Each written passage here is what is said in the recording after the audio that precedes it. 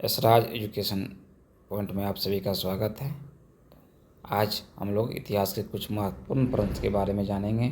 इसमें दिए गए सभी प्रश्न सटीक एवं सफलतापूर्ण प्रश्न हैं और इसमें वैसे ही प्रश्न दिए गए हैं जो पीजीटी, जेट एवं सभी प्रतियोगिता परीक्षाओं के लिए बहुत ही महत्वपूर्ण है। तो वीडियो को बिना स्किप किए हुए एक बार पूरी वीडियो को ध्यान से देखेंगे और इतिहास विषय के सभी प्रश्नों का आप लाभ उठाएंगे। अगर आप भी अभी भी चैनल में नए हैं तो चैनल को सब्सक्राइब करें। अगर आप मेरे सब्सक्राइबर हैं तो पूरी वीडियो का लाभ उठाएं। आज इस वीडियो के माध्यम से फिर हम लोग 50 प्रश्नों का हल देखेंगे और इसमें 50 प्रश्न नहीं हैं, इसमें छोटे छोटे बिंदु को मिलाकर कम से कम 80 से 100 प्रश्नों का हल देखेंगे जो सभी प्रतियोगिता परीक्षाओं के लिए बहुत ही महत्वपूर्ण है। तो आइए हम लोग इतिहास के कुछ विषय के बारे में जानकारी प्राप्त करेंगे। किस अधिनियम द्वारा प्रांतों में द्वैध शासन समाप्त कर स्वायत्तता प्रदान की गई तथा केंद्र में द्वैध शासन लागू किया गया था? तो यह 1935 अधिनियम था। पहले क्या था कि 1919 के अधिनियम जो था उसमें जो है छोटे छोटे प्रांत हुआ करते थे, उन प्रांतों में द्वैध शासन लागू किया गया था। लेकिन सरकार को कहीं ना कहीं कठिनाइयाँ, अंग्रेज़ों को कहीं ना कहीं कठिनाइयाँ को जो है शामिल करना पड़ा था। इसीलिए उन्होंने क्या किया, बाद में 1935 अधिनियम के द्वारा जो है प्रांतों का द्वैध शासन को समाप्त कर दिया और उससे स्वतंत्रता घोषित प्रदान किया गया और उसके बदले में केंद्र में द्वैध शासन लागू किया गया था। तो प्रांतों में द्वैध शासन कब समाप्त किया गया? 1935 में। और अगर प्रांतों में द्वैध शासन को कब लागू किया गया था? तो 1919 अधिनियम में लागू किया गया था। और केंद्र में द्वैध शासन कब लागू किया गया था? 1935 अधिनियम। कभी कभी लोग कन्फ्यूज हो जाता है क्योंकि केंद्र और प्रांत दो ऐसे शब्द हैं जिनको आपको याद करना होगा। प्रांतों में द्वैध शासन कब लागू किया गया था? तो 1919 अधिनियम। केंद्र में द्वैध शासन कब लागू किया गया था? तो 1935 अधिनियम। बोर्ड ऑफ कंट्रोल की स्थापना कब किया गया? तो पिट्स इंडिया एक्ट 1784 ईस्वी में। भारत में कंपनी के व्यापार अधिकार कब समाप्त कर दिया गया? तो चार्टर एक्ट 1813 ईस्वी में। भारत के गवर्नर जनरल को अध्यादेश जारी करने की शक्ति कब प्रदान किया गया? तो इंडियन काउंसिल एक्ट 1861 ईस्वी में। भारतीय विधान परिषद को बजट पर बहस करने की शक्ति कब प्रदान किया गया? तो इंडियन काउंसिल एक्ट 1892 जो है अधिनियम के द्वारा भारतीय विधान परिषद को बजट पर बहस करने की शक्ति प्रदान किया गया। पिंडारियों के 3 प्रमुख नेता कौन थे? तो वे थे चीतू, बासिल मोहम्मद एवं करीम खान। ये तीनों पिंडारियों के प्रमुख नेता थे। पिंडारियों का दमन किसने किया था? तो पिंडारियों का दमन जो है लॉर्ड हेस्टिंग ने किया था, क्योंकि जो पिंडारी लोग जो थे यह जो है मराठा के साथ लड़ाई में लूट के लिए भाग लेते थे, जिसका दमन लॉर्ड हेस्टिंग ने किया था। गुट निरपेक्ष का प्रथम शिखर सम्मेलन कब आयोजित किया गया था? तो गुट निरपेक्ष का प्रथम शिखर सम्मेलन जो आयोजित किया गया था वह सितंबर 1961 ईस्वी में। और कहाँ किया गया था? तो बेलग्रेड में किया गया था। शिमला समझौता कब हुआ था? तो शिमला समझौता जो है जुलाई 1972 ईस्वी में हुआ था और यह समझौता जो है भारत एवं पाकिस्तान के बीच हुआ था। और किसके किसके बीच हुआ था? तो यह जो समझौता है इंदिरा गांधी एवं जुल्फिकार अली भुट्टो के बीच हुआ था। तो यहाँ 3 प्रश्न, एक प्रश्न में 3 बिंदु समाहित है। पहला है शिमला समझौता जुलाई 1972 ईस्वी में किसके किसके बीच? भारत एवं पाकिस्तान के बीच। कौन कौन थे शामिल थे? तो इंदिरा गांधी एवं जुल्फिकार अली भुट्टो शामिल थे। गैरिक मृदभान किस काल की है? तो गैरिक मृदभान जो है वह ऋग्वेदिक काल की है। चित्रित धूसर मृदभान किस काल की है? तो यह जो है चित्रित धूसर मृदभान जो है वह ऋग्वेदिक एवं उत्तर वैदिक काल की है। काली व लाल मृदभान किस काल की है? तो काली व लाल मृदभान जो है हड़प्पा एवं उत्तर वैदिक काल की है। उत्तरी काले पोलिसदार मृदभान किस काल की है? तो यह मृदभान जो है महाजनपद, बुद्ध एवं मौर्य काल की है।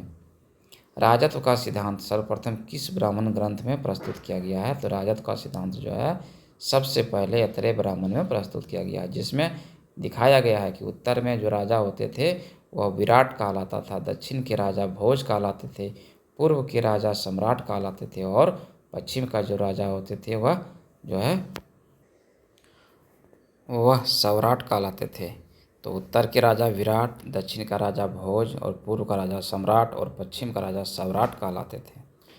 ऋग्वैदिक काल की प्रमुख व्यवसाय क्या था? तो ऋग्वैदिक काल की प्रमुख व्यवसाय जो थे, पहले पशुपालन को प्राथमिकता मिलता था, उसके बाद कृषि। तो कृषि एवं पशुपालन एवं कृषि हुआ करता था। उत्तर वैदिक काल के प्रमुख व्यवसाय क्या था? तो उत्तर वैदिक काल के प्रमुख व्यवसाय कृषि एवं पशुपालन था और ऋग्वैदिक काल के प्रमुख व्यवसाय पशुपालन एवं कृषि था। अर्थात जो है ऋग्वेद में पहले पशुपालन को अधिक मान्यता मिलता था, जबकि उत्तर वैदिक काल में कृषि को अधिक मान्यता मिलता था। ताम्रलिप्ति किस लिए महत्वपूर्ण था? तो ताम्रलिप्ति जो है मौर्यकालीन पूर्व बंदरगाह हुआ करता था। सबसे प्राचीन स्तूप कौन सा है? तो सबसे प्राचीन स्तूप जो है पिपरवा का स्तूप है। यह स्तूप जो है उत्तर प्रदेश में है और यह स्तूप जो है मौर्य काल की है। भारहूत स्तूप का निर्माण किसने करवाया था? तो भारहूत स्तूप का निर्माण पुष्यमित्र शुंग ने करवाया था। मनु स्मृति की रचना किसने किया था? तो इसकी रचना मनु ने किया था। मनु किस शासक के दरबार में रहता था? तो मनु जो है पुष्यमित्र शुंग के दरबार में रहता था। हेलियोडोरस का गरुड़ स्तंभ लेख किस धर्म से संबंधित है? तो हेलियोडोरस का गरुड़ स्तंभ लेख जो है भागवत धर्म से संबंधित है। किस वंश को दक्षिणाधिपति भी कहा जाता था? किस वंश को दक्षिणाधिपति भी कहा जाता था? तो यह सातवाहन वंश है, जिनके शासक दक्षिणाधिपति भी कहा जाता था। सर्वप्रथम लेख जो है वाले सिक्के किसने जारी किया था? तो सर्वप्रथम लेख वाले सिक्के जो है हिंद यवन, जिसको इंडो ग्रीक कहा जाता है, इन्होंने ही जारी किया था। सेंट थॉमस ईसाई धर्म प्रचार के लिए भारत किस वंश के शासनकाल में आया था?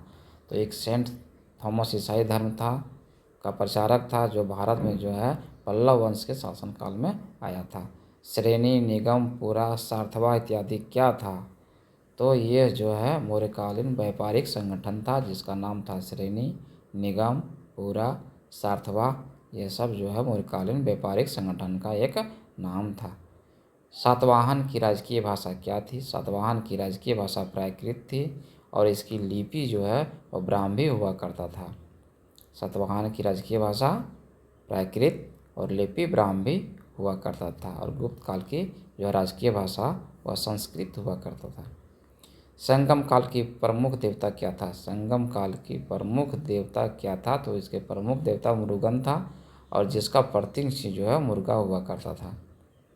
संगम युगीन दो प्रसिद्ध कवियत्री का नाम क्या थी? संगम युगीन दो कवियत्री का नाम क्या थी? तो अवेयर एवं नचेलियर दो कवियत्री थी। भारत में तंबाकू सर्वप्रथम किसके शासनकाल में आया था? तो भारत में तंबाकू सर्वप्रथम जो है अकबर के शासनकाल में आया था और कब आया था? तो 1604 ईस्वी में। गुप्त काल में कुछ विवाहों का जो है उल्लेख मिलता है। अनुलोम विलोम जो विवाह है, अनुलोम विलोम विवाह क्या था? गुप्त काल की जो है अनुलोम विलोम विवाह क्या था? तो उच्च वर्ण पुरुष के साथ निम्न वर्ण स्त्री का विवाह होना अनुलोम विवाह कहलाता था। अर्थात जो है बड़े घर के पुरुष होते थे और शूद्र या निम्न घर की जो है स्त्री के साथ जो विवाह होती थी उसे अनुलोम विवाह कहा जाता था। और प्रतिलोम विवाह क्या था?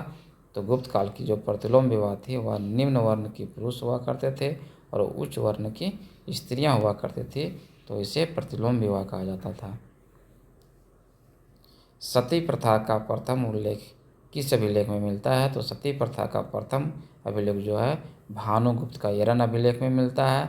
यह भी जो है गुप्त काल में है और उसमें जो है गोपराज की पत्नी जो है के जो सती प्रथा होने का उल्लेख मिलता है। तो यह जो है सती प्रथा का प्रथम उल्लेख जो है 510 ईस्वी में भानुगुप्त का यरन अभिलेख में मिलता है। जो है यह जो अभिलेख है वह गुप्त काल की है। दशावतार मंदिर किस काल की है? दशावतार मंदिर जो है किस काल की है? तो यह गुप्त काल की है। और दशावतार मंदिर जो है उसमें किस धर्म से संबंधित है? तो वह वैष्णव धर्म से संबंधित है। दशावतार मंदिर कहाँ है? तो यह देवगढ़ में है। देवगढ़ जो है वह यूपी में पड़ता है। कालिदास द्वारा रचित अभिज्ञान शकुंतला में किसकी कहानी है? कालिदास द्वारा रचित अभिज्ञान शकुंतला में राजा दुष्यंत एवं शकुंतला की प्रेम कथा की कहानी वर्णित है और यह कहानी जो है गुप्त काल की है। मृच्छकटिकम ग्रंथ के रचयिता कौन थे? तो मृच्छकटिकम ग्रंथ के रचयिता शूद्रक थे और यह जो ग्रंथ है वो गुप्त काल की है और इस ग्रंथ में निर्धन ब्राह्मण के साथ वेश्या का प्रेम कहानी वर्णित है। तो निर्धन ब्राह्मण के साथ वेश्या का प्रेम कहानी जो है मृच्छकटिकम में है और राजा दुष्यंत एवं शकुंतला की प्रेम कहानी जो है वह अभिज्ञान शकुंतला में है। चंदेल शासकों के क्षेत्र को क्या कहा जाता था? तो इसके क्षेत्र को जिजाक भुक्ति कहा जाता था। चंदेल शासकों का सबसे शक्तिशाली शासक कौन था? तो इस शासन का सबसे शक्तिशाली शासक विद्याधर हुआ करता था। परमारों की प्रारंभिक राजधानी कहाँ थी? तो परमारों की प्रारंभिक राजधानी उज्जैन हुआ करता था। बाद में भोज ने इसे धारा नगरी ले गया। जैन आचार्य हेमचंद्र व जयसिंह सूरी किसके दरबार में रहा करता था? तो जैन आचार्य हेमचंद और जयसिंह सूरी जो है कुमारपाल के दरबार में रहा करता था।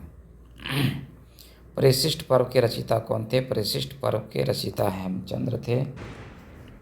हर्ष और पुलकेशिन द्वितीय के नर्मदा नदी का युद्ध की जानकारी किस अभिलेख में मिलता है? तो हर्ष एवं पुलकेशिन द्वितीय के नर्मदा का युद्ध जो है जानकारी ऐहोल अभिलेख में मिलता है। ऐहोल अभिलेख जो है इसकी रचना किसने किया था? तो रविकीर्ति द्वारा रचित ऐहोल अभिलेख है। बिल्हन एवं विज्ञानेश्वर किस चालुक्य शासक के दरबार में रहता था? तो यह विक्रमादित्य 6 के दरबार में रहता था। विक्रमांक देव चरित्र के रचयिता कौन थे? तो बिल्हन थे। मिताक्षरा के रचयिता कौन थे? विज्ञानेश्वर थे। सोमपुरी बौद्ध विहार एवं विक्रमशिला विश्वविद्यालय की स्थापना किसने किया था? तो पाल शासक धर्मपाल ने किया था। जावा और सुमात्रा के शासक बलदेव पुत्र को बौद्ध विहार बनाने के लिए 5 गांव दान में किस शासक ने दिया था? तो देवपाल ने दिया था। देवपाल किस वंश का शासक था? तो यह पाल वंश का शासक था। अतिशय जिमुतवाहन दीपांकर बौद्ध भिक्षुओं को किस शासक ने संरक्षण दिया था? तो पाल शासक ने संरक्षण दिया था। विजयसेन के विजयों का वर्णन किस अभिलेख में मिलता है? तो विजयसेन के विजयों का अभिलेख देवपारा अभिलेख में मिलता है और इसके लेखक जो है वह धोई थे। कश्मीर में सूर्य मार्तंड मंदिर का निर्माण किसने करवाया था? तो इस मंदिर का निर्माण ललितादित्य मुक्तापीड़ ने करवाया था। तो इन्हीं 50 प्रश्नों के साथ हमारी वीडियो जो है कंप्लीट होती है। हमारी अगली वीडियो को देखने के लिए आप हमारे चैनल पर बने रहें। अगर आप अभी भी चैनल में नहीं हैं तो चैनल को सब्सक्राइब करें और इसे लाइक एवं शेयर करें। इसमें दिए गए सभी प्रश्न जो है अपने आप में बहुत महत्वपूर्ण है, क्योंकि इसमें वैसे प्रश्न दिए गए हैं जो प्रतियोगिता परीक्षाओं के लिए बहुत ही महत्वपूर्ण है। वैसे इसमें दिए गए सभी प्रश्न सभी प्रतियोगिता परीक्षाओं के लिए बहुत ही ज़रूरी है। अगर आप टीचिंग तैयारी कर रहे हैं, शिक्षक की तैयारी कर रहे हैं तो और भी बहुत महत्वपूर्ण है, क्योंकि अभी हम भारतीय इतिहास के महत्वपूर्ण प्रश्न को लेके आ रहे हैं। इसके बाद हम फिर वर्ल्ड हिस्ट्री यानी कि विश्व इतिहास के कुछ प्रश्नों को लेकर के आएंगे।